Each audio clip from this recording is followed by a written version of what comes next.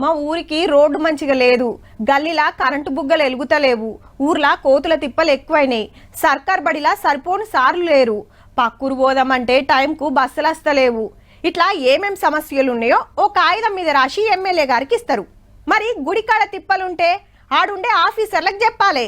అయితే గీడేమైందో చూడుర్రుల్లా.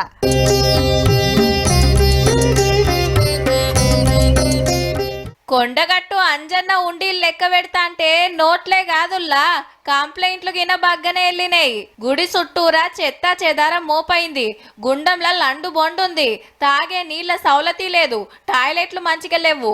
అది అట్లుంది ఇది ఇట్లుందని రాసేసిండ్రు భక్తులు. మొన్న హనుమాన్ చిన్న జయంతి పండుగకు సాములు భక్తులు మస్తు మంది వచ్చిండ్రు కదా. ఇవాళ 14 గల్లె పెట్టెలు తెరిస్తే గీ పేపర్లు వెళ్ళినాయట.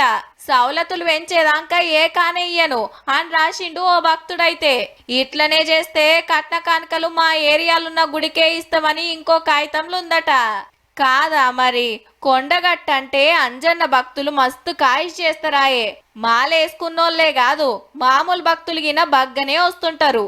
6-7 కిలోమీటర్లు గుట్ట చుట్టూ గిరి ప్రదక్షిణలు చేసి గుండంలో మునిగి మాలలు తీస్తుంటారు.